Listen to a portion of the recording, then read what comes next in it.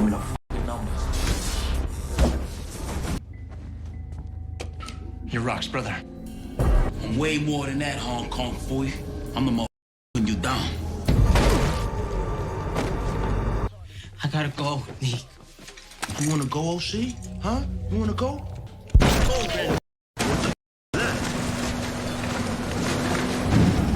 There's talk out here that the police were in the mix on the Puerto Rican kid. We had you handled a little because we were concerned that some of the shit he was saying could track back to us. Suppose you heard anything about my friend who got fished down to the East River? Nah, man. Ain't heard nothing about it at all. Loose lips kill tricks, nigga. Let's just do real and we'll get the other guy later. He's obviously waiting on Lou Thomas. Jumbo.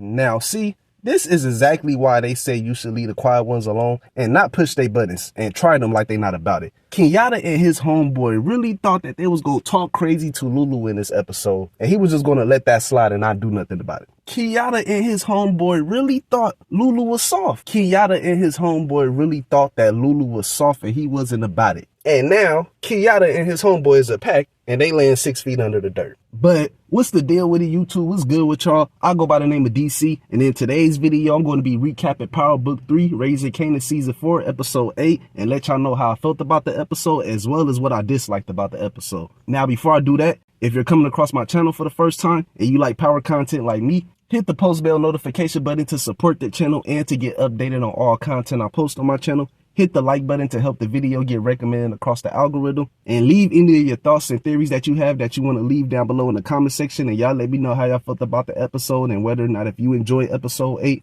Overall, I enjoyed episode 8 from start to finish. This was a great episode. They came out the gate swinging in episode 8. From start to finish, this episode was amazing and arguably one of the best episodes so far in season 4. Me personally, I thought episode 7 was the best episode so far this season, but after watching episode 8, Episode 8 might be my new favorite episode so far this season. This episode was incredible. But I'm about to jump into this recap and break down this episode for y'all, let y'all know how I felt about the episode, because we got a lot of stuff that we got to talk about today. And now is not the time for me to be sitting around having y'all waiting to hear what I got to say. Now I'm going to start this recap off with talking about your boy Lulu first. Shout out to your boy Uncle Lulu. He caught 2 bodies at the end of the episode, letting it be known that he's still that killer that you don't want to mess with. And if you push his buttons and cross that line, he will take you out. And we saw what happened to Kenyatta and his homeboy in this episode when they thought it was cool for them to push Lulu buttons and cross that line. Because in this episode, Kenyatta and his homeboy pulled up on B-Rilla and trying to figure out where B-Rilla head is at and make sure that he's not out here running his mouth, because we all know in episode 7, Kenyatta and his homeboy killed the people that was staying at Mr. Gelford's house. And with them knowing that they robbed the wrong house, they wanted to try and rob Mr. Gelford again in this episode. They wanted to go to the right house in this episode. They was telling B-Rilla, they like, look, bruh, we trying to rob Mr. Gelford's house again, the right house at that, because we got it wrong in the previous episode. And they told B-Rilla straight up, he's going to help them out with robbing Mr. Gelford's house. And if not,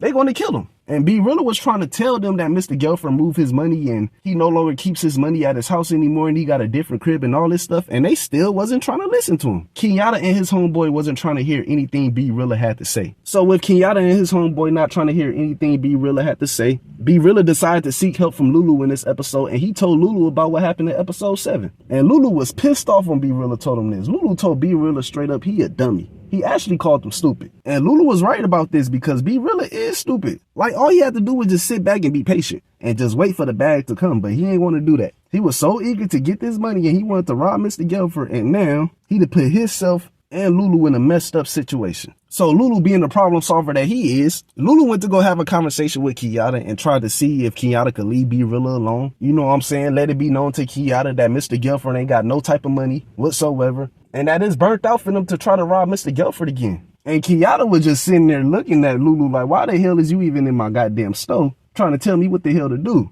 Like, Kenyatta didn't like the fact that Lulu was coming up there to his store trying to tell him what to do. So Kenyatta and his homeboy started talking crazy to Lou, trying to check Lou, calling Lou scary, saying Lulu is soft and he ain't like that anymore, and he a music producer now, so he need to stay in his lane and make a song. Like, they was talking crazy to Lulu. And I already knew what time it was once Lulu gave him that look. I already knew sooner than later Kenyatta and his homeboy was going to get smoked. Lulu was not about to just sit back and let them talk crazy to him, calling him soft and all this stuff. And that's what happened in this episode. Kenyatta and his homeboy got smoked. Because while B Rilla and Lulu was at the studio, Kenyatta and his homeboy was sitting outside the studio waiting for B Rilla and Lulu to come outside so they could take them out. And Lulu warned B Rilla about Kenyatta and his homeboy possibly seeking retaliation against them prior to them going to the studio. Like, Lulu already knew what time it was. And he knew Kenyatta was going to try to spin the block and take him out. So Lulu, being the smart street killer that he is, he sent B Rilla outside. He had B Rilla go out through the front door. And I don't know if Lulu went out the back door or jumped out of a window. And the next thing you know, Lulu come from the opposite side of Kenyatta's car and shoot both him and his homeboy, yelling out, Jumbo.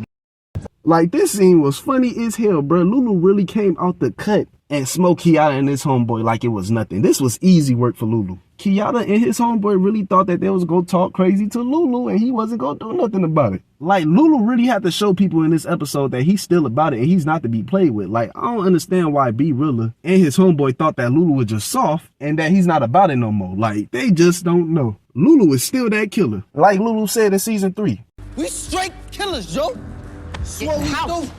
We killers, like, we straight killers, yo. Like, what the hell did Kenyatta and his homeboy think was gonna happen to them? Trying to get the upper hand on Lulu. Like, they dumb as hell. But I do think this is gonna come back on Lulu, though. I do think this situation right here is definitely gonna come back on Lulu. We know from the episode 9 trailer that both Lulu and B Rilla is gonna be getting questioned by the cops in the next upcoming episode. And I believe it's just a matter of time before Mr. Gelford finds out about the stuff that happened with B Rilla sending Kenyatta and his homeboys to rob Mr. Gelford's house in episode 7, which led to the guesses at Mr. Gelford's house getting killed. Kenyatta getting taken out and all this stuff. Like, Mr. Gelford go find out about all that stuff. I personally think he go find out about it in episode 9. The truth is going to be revealed sooner than later. And if I'm Lulu, I'm getting rid of B Rilla. I'm sorry, B Rilla gotta go. Like, I don't understand why Lulu didn't take out B Rilla in this episode as well. Like, all this stuff is B Rilla's fault in the first place. Lulu wouldn't be in this goddamn predicament if he wasn't trying to help out B Rilla. All this stuff is B Rilla's fault. So if I'm Lulu, I'm getting rid of B Rilla. That's just me. But I do believe sooner than later, before season 4 is over with,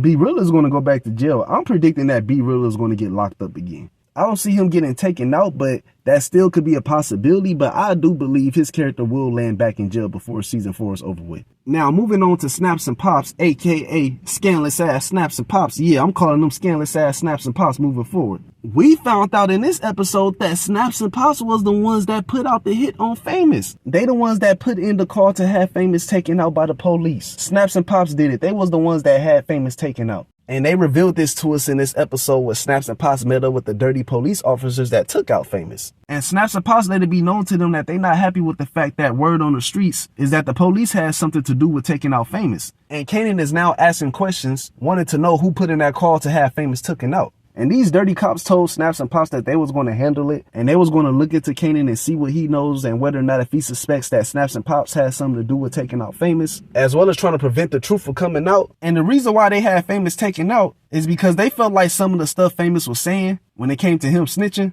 could possibly come back on them, and they trying to protect their investment. And to me, Snaps and Pops killing Famous wasn't justifiable enough for me. Like, I understand it, I get it, they trying to protect their investment and all that stuff, but Famous ain't know nothing about Snaps and Pops. Like, he ain't never seen them a day in his life. He ain't know nothing about Snaps and Pops. Like, they ain't have to take out Famous, bro. They ain't have to do that to Famous. Like, I'm not the biggest fan of Famous, but Famous ain't deserve to go out like that. Like, Snaps and Pops is scandalous as hell for this. Scandalous ass Snaps and Pops is their new nickname now moving forward. So towards the end of the episode, while Crystal was on the bus getting ready to leave town, because Kanan told Crystal to get out of town in this episode, and as soon as the bus was about to get ready to take off, the dirty cops that's on Snaps and Pops payroll came on the bus and took Crystal. And now Crystal is being held hostage. And honestly, these is probably one of the most dumbest cops in power history, bruh. These cops is dumb as hell. Them taking Crystal and kidnapping her was not the best idea. Them taking Crystal and kidnapping her was dumb as hell. That was dumb as hell. Like, somebody gotta take these police officers out, bruh. These cops gotta go. They making it hot for Snaps and Pops. Like, they doing too much dumb stuff, and all the stuff that they doing is going to come back on Snaps and Pops. Like, I believe Snaps and Pops downfall is going to be because of these dirty cops. I definitely believe these dirty cops is going to get Snaps and Pops caught up. And with us only having 2 episodes left, I hope Kanan finds out the truth about Snaps and Pops being responsible for taking out Famous.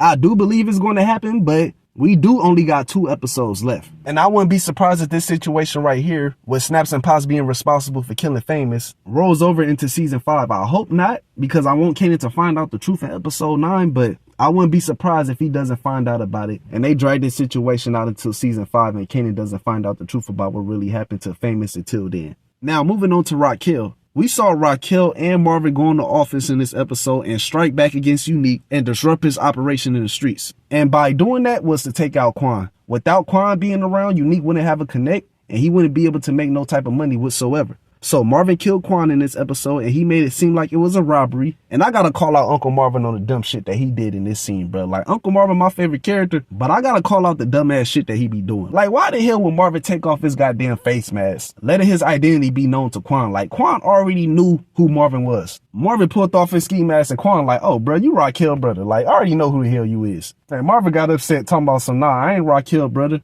I'm the one that's taking you out, Hong Kong Foy. Like, I ain't go front. That joke was funny as hell, too. Calling him Hong Kong Foy before taking him out is diabolical as hell. But with Quan being taken out, now Raquel is able to take back control of the streets and start moving product throughout Southside Jamaica, Queens again like she normally does. Because Raquel was able to get her shipment from Hafiz in this episode that she been waiting for almost 2 episodes now. With Raquel's shipment coming in, her and her family could finally climb back to the top of the drug game, especially with her now being the connect. But unfortunately, it won't be that easy as it seems. Because as Raquel and Marvin was just about to get ready to get through the finish line and celebrate their victory, Uncle Marvin mistakes then caught back up with him. Marvin told Raquel about Early Tyler and how he got Early Tyler taking booking for Stefano at his sports betting bar out in Corona, and Early Tyler killed one of Stefano's friends out in Howard Beach for owing him money, as well as revealing to Raquel that Early Tyler's cousin Londale helped him out with killing Stefano's friend. And I swear Raquel's blood pressure must be through the roof. Cause every time she thinks she got a situation figured out, she get hit with some more BS. Like, this is the last thing that they need right now, bruh. Like, they do not need this right now. And Marvin just making things worse for the family. Like, damn, Unc, you can't be messing up as we about to get to the finish line. Like, Uncle Marvin is tripping, bruh. And he also tripping for keeping Early Tyler alive as well. Because Raquel told Marvin that he needs to get rid of both Early Tyler and his cousin Londale. Especially his cousin Londale. Because apparently his cousin Londale talked too goddamn much to the point where he landed himself in jail for 5 years just for running his mouth and telling everybody that he robbed a check cashing spot. So with Londale being the liability, Marvin took him out in this episode, but he kept Early Tyler alive. And I think that's going to come back on Marvin in a big way. Him keeping Early Tyler alive is not going to end well because Early Tyler is going to be pissed off when he find out about Marvin taking out his cousin. He gonna know that Marvin killed his cousin. He literally had a conversation with Marvin in this episode about his cousin keeping his mouth shut. So Early Tyler already going to suspect that Marvin has something to do with taking out his cousin. And with Early Tyler already playing both sides, who's to say Early Tyler doesn't go click up with Unique? And you know, them two team up together to try to take out Marvin. Like, you just never know what could take place with this situation right here, but I don't see this situation right here ending well for Marvin. Especially when Stefano find out about everything that's been going on with Early Tyler taking out his friend from Howard Beach. Like, Uncle Marvin had probably dug himself in a hole that he can't get out of. Like, I don't know how Uncle get out of this one. I don't know how he gonna get out of this one because Stefano let it be known to Marvin in this episode. When he finds the person that killed his friend out at Howard Beach, he's gonna put them in some concrete slippers. So I don't know what's gonna take place with this situation right here, but I don't see things ending well for Marvin. Marvin might be in trouble in these next upcoming episodes, and I do believe sooner than later either Stefano or Early Tyler is going to take matters into their own hands and try to get rid of Marvin. Now, moving on to arguably probably one of the most funniest scenes of episode 8. Unique taking out O-Cee. We saw O-Cee get taken out by Unique in this episode, and I'm not gonna lie, that scene was funny as hell, bruh. Unique violated O-Cee in this scene, bruh. Like, Unique really killed O-Cee because O-Cee was irking his goddamn nerves. O-Cee really got killed for irritating Unique. That shit was funny as hell, bruh. And low-key, O-Cee kind of brought it on himself because I don't understand why he was sitting around waiting for Unique to come back to his tailor shop. Because we found out in this episode that O-Cee was hiding out at Unique's tailor shop for about a week now, ever since he stole Kanan's money in episode 7, and O-Cee decided to give Kanan's money to Unique. And my thing is, bruh, I don't understand why O-Cee would give Unique the whole amount. Like, he should have took some for himself because he was sitting around waiting for Unique to come back to his tailor shop so Unique could give him some money so he could leave town, and Unique wasn't trying to hear anything O-Cee had to say. Like, O-Cee was really annoying the hell out of Unique to the point where Unique said, you know what? Enough is enough. You want to go so much? You want to leave? Take this headshot with you. And shot O-Cee right in his head and shot him a couple more times in his chest. Like, I ain't gonna lie. Unique low-key overkill with this one. Like, I ain't the biggest fan of O-Cee now. Don't get me wrong. But goddamn, Unique, you ain't have to overkill him. But it is what it is. O-Cee shouldn't have been playing both sides, and I'm happy he gone. But continuing on with Unique no longer having to connect, he tried to make some moves in this episode to put himself back in the position to where he could stay one step ahead of Raquel and he could continue to get this money. So he went out to New Jersey in this episode to meet up with Phil Russo to see if it's possible if he could introduce him to a connect and help him out with the situation that he got going on since Quan is dead now. And Phil Russo wasn't trying to give Unique no type of help. He told Unique straight up, get the hell out of his face. He like, look, bruh, I ain't about to go to war with Raquel because you mad at Raquel because she killed your connect. And I ain't about to help you find a connect. Like, bruh, your job is to make sure I get my money. Like, I only care about getting my money. Like, I don't even know why you even talking to me right now. You don't even got my money. Like, you need to go figure that situation out. So with Phil Russo giving Unique the cold shoulder, Unique decided to go visit Scandalous Ass Snaps and Pops in this episode to see if they could work out a deal with each other. He like, look, bruh, I got connections to Phil Russo. You got connections to Stefano. Like, how about we get them two to call the truce and squash this beef that they got going on with each other? Letting it be known to them that they're only making money from Kanan because of the money that they invested with Kanan and Ronnie's business back in season 3. But if he rock with them, he could guarantee them that he could bring them some more money. And Snaps and Pops didn't give Unique an answer at that moment, but knowing them and how they be moving, they definitely going to team up with Unique sooner than later. I believe they're going to give him that answer in episode 9, and they're going to agree to this deal that Unique proposed to them. And they're going to figure out a way to get Phil Russo and Stefano to squash their beef with each other. But other than that, I ain't got too much else to say. Like I said earlier in the video, this episode was great. Episode 9 was fire. This was arguably one of the best episodes so far in season 4. I believe this episode will be a fan favorite. I can't wait to see what's next for episode 9 and episode 10. We only got 2 episodes left and season 4 is over with, which is crazy because it really seemed like season 4 just started yesterday. But hey, it is what it is. The end of season 4 is approaching, and with the ending approaching, I'm expecting these last 2 episodes to be phenomenal. I believe episode 9 and episode 10 is finna be insane, bruh. I'm expecting season 4 to go out with a banger. I can't wait to see what's next for episode 9 and episode 10. But leave any of your comments, theories, and predictions that you have that you want to leave down below in the comment section. If you made it to the end of this video and you like the video that I uploaded and created, hit the post bell notification button to support the channel and to get updated on all content I post on my channel, and make sure to hit that like button as well. I'm gonna get at y'all later. Much love to everybody that's been rocking with me and supporting the channel. I appreciate y'all. Y'all take care, y'all be safe, and I'll see y'all later.